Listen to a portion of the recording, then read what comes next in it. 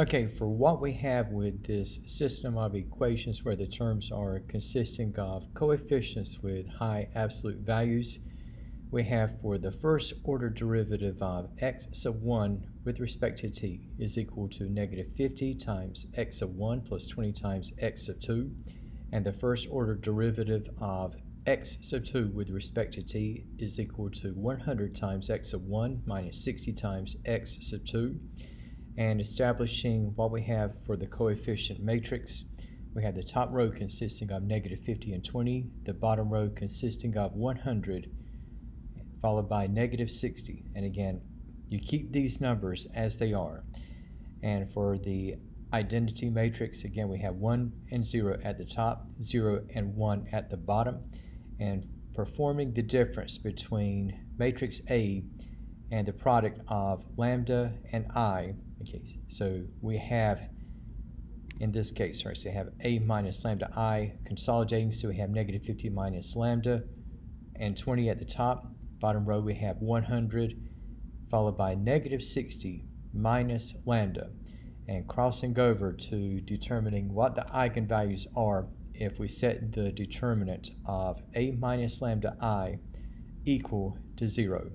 And so taking the diagonal products, so we have negative 50 minus lambda times the quantity of negative 60 minus lambda, and taking away from the product, okay, the items or the item resulting from multiplying 120, okay, and we're going to have for our equation, okay, so we're going to have lambda squared plus 110 lambda plus 1000 is equal to 0.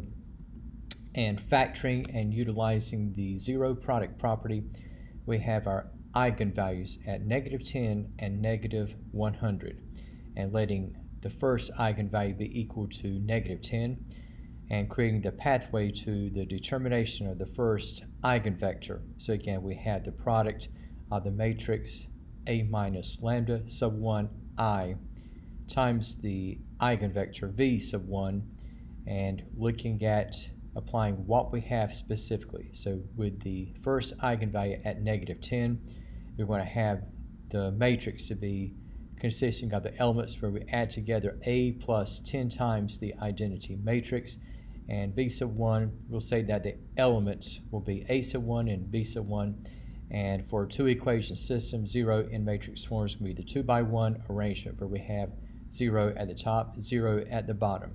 So this is what we're going to have in the setup, and representing what we have in augmented matrix terms. So we have the top row with negative 40, 20, and 0, and the bottom row at 100, negative 50, and 0, performing the reduced row echelon form. So we have the top row at 1, negative 1/2, 0, and we have exclusively zeros on the bottom row.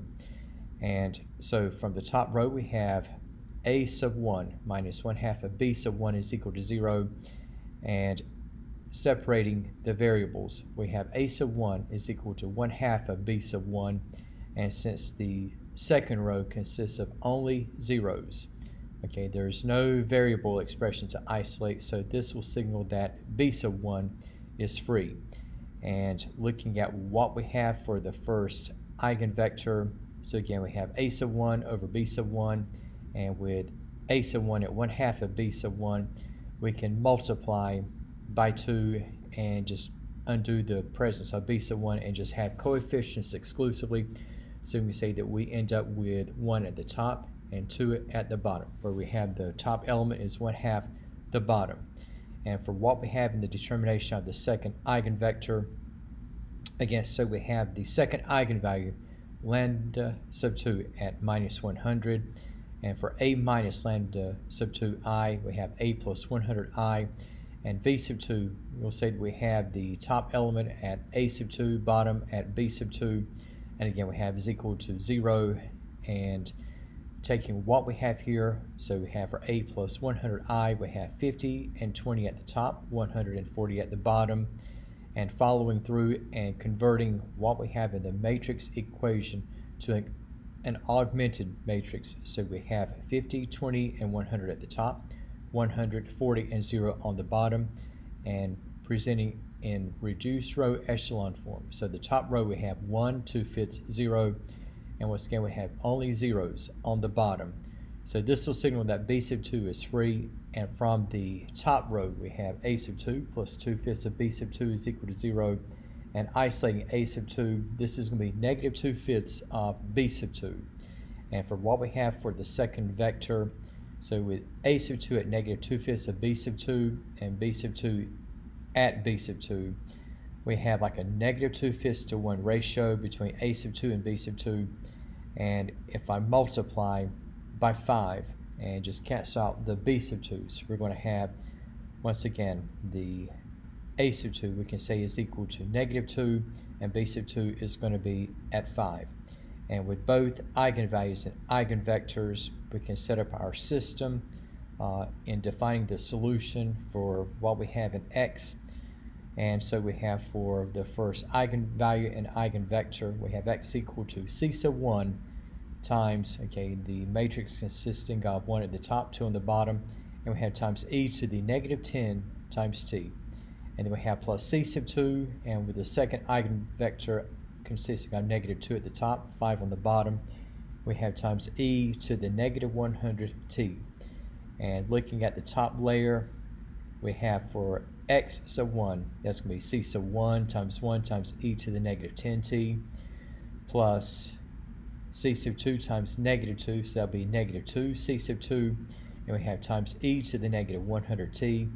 And with the bottom layers, we have 2 c sub 1 times e to the negative 10t, and then we have plus 5 c sub 2 times e to the negative 100t. And that will be the final answer in this particular case. Now for the 3 equation system, we have solving for x sub 1, x sub 2, and x sub 3, and looking at creating the pathway to solving. So for the coefficient matrix A, this time we have a 3 by 3 matrix. We have going row by row, so you have 4, 1, 4 at the top, 1, 7, 1 in the middle, and once again 4, 1, and 4 located at the bottom. And the identity matrix, again, you have a 3 by 3, and this time you have 1 amongst the zeros, and the ones you have running diagonally from the upper left hand corner to the lower right. And looking at taking what we have for a minus lambda I, so we're going to have running diagonally have 4 minus lambda, 7 minus lambda, 4 minus lambda, everything else, we have constants. Top row we have 1 and 4, and we have in the middle row we have 1 at the front, 1 at the end, and we have in the bottom row we have 4 minus 0 is 4, 1 minus 0 is 1.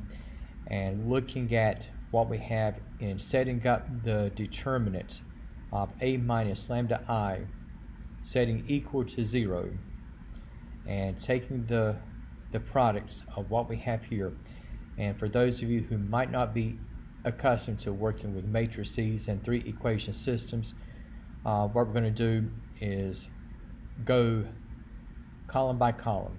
So we have for odd numbered column positions, we're going to apply positive signs or addition, whereas in the case of the even positioned column elements at the top, we're going to apply negatives or subtraction. So just kind of give you a view. So you got the positive, and you have 4 minus lambda, and then you're going to take the elements forming 2 by 2 determinants, and those elements will come from those do not share the same row or the same column. So think of like a cover-up method. So if I cover up 4 minus I from a row perspective as well as a column perspective, you got left exposed 7 minus lambda, 1, 1, and 4 minus lambda. And then we have next, we have the subtraction of 1, and covering up 1, whether it's from a row perspective or a column perspective. You have left exposed 1 and 1, 1 at the front, 1 at the back, and we have from the first column we have 4, and for the last column we have 4 minus lambda, and then we have following we have plus 4, and looking at the items do not share the same row or column as the 4 at the end. So we have 1, 7 minus lambda, as well as 4 and 1, and just working with taking the product of what we have along with the 2 by 2 determinants. Okay, so you have 4 minus lambda, so you're looking at diagonal products, minus 1 times, again, the diagonal products for that 2 by 2 determinant. And we have plus 4, and again, you have just taking the difference of the 2 by 2 determinant products and setting equal to 0. And what's going to happen here, and we're going to have integer values for the eigenvalues. Okay, and it doesn't matter what order you place them, but just at least what I did was to put in increasing order. So the first eigenvalue we have at 0, next we have 6, and the third we have at 9. And going through the process of the determination of the first eigenvector. And now we have a 3 equation system. So in general terms, the first eigenvector is going to consist of a sub 1, b sub 1, and c sub 1. And if you notice the first eigenvalue we have at 0, so a minus lambda sub 1I is just going to be a, and looking at what we have now, okay, taking the products we have 414, 171, 414 times the first eigenvector with its a sub 1, b sub 1, c sub 1, and again setting equal to 0 for this time. We're going to have a 3 by 1 matrix and putting what we have in the system and expressing as an augmented matrix. Okay, so we have this set up and putting in reduced row echelon form terms. So the top row consists of 1 0 1 0, next row we have 0 1 0 0, and we have the bottom row with exclusively the value of 0. Okay, and so the bottom row signals that c sub 1 is going to be a free variable. And for what we have from the top row, we have a sub 1 plus c sub 1 is equal to 0. And here we're going to have the a sub 1 is equal to the negative of c sub 1. Next row, okay, we have 1 0 1 0 0, and that 1 is going to reference b sub 1, and that is going to be at 0. So for the first eigenvector, again, so a sub 1 is going to be the opposite sign of c sub 1. So you're going to have an additive inverse relation, while b sub 1 is already locked in at 0. So v sub 1 is equal to the 3 by 1 matrix. We're going from top to bottom. We have negative 1, 0, and 1. And this could also be expressed as 1, 0, negative 1, just as long as you have an additive inverse relation between a sub 1 and c sub 1. And for the second eigenvector, we have utilizing 6 as the second eigenvalue and going through a minus lambda sub 2I. We have that difference matrix to end up with the elements negative 2 1 4, 1 1 1, 4 1 negative 2. And the second eigenvector elements, we'll say we have a sub 2, b sub 2, c sub 2. And again, we have is equal to 0. And setting up an augmented matrix, just like what we did moments ago, and displaying in reduced row echelon form. Again, we have zeros running across, so this will signal that c sub 2 is free. And for the interaction going on for the top two rows, we have a sub 2 minus c sub 2 is equal to 0. And so this is going to be where a sub 2 and c sub 2 will be identical to each other. Whereas from the second row, we have b sub 2 plus 2 times c sub 2 is equal to 0. And from this isolating b sub 2, that is equal to negative 2 times c sub 2. And just displaying what we have here. So the second eigenvector, we have a sub 2, b sub 2, c sub 2, with a sub 2 and b sub 2 both expressed in terms of c sub 2. So we're going to have c sub 2, negative 2 c sub 2, and c sub 2 is already itself. And looking at the proportion, and so we're going to end up with the second eigenvector, anything along the lines where the proportion is going to be 1, negative 2, and 1. And going through the same process, if I were to do the same thing for the third eigenvalue at 9, you're going to end up with the third eigenvector where you have a sub 3, b sub 3, and c sub 3 all identical to one another. So we could say we have 1, 1, and 1. So we have for the solution set in X, so if I combine all the combinations with the constants, the eigenvectors, and the eigenvalues. Okay, so for what we have for c sub 1 times the first eigenvector. Again, the first eigenvalue is at 0, so you don't have any natural logarithmic base attachment. And for c sub 2, you got your v sub 2 again, and you have times e to the 6t again, with the second eigenvalue at 6, and then we have plus c sub 3, and you have times 1, 1, 1, and then we have times e to the third eigenvalue, which is 9, times t.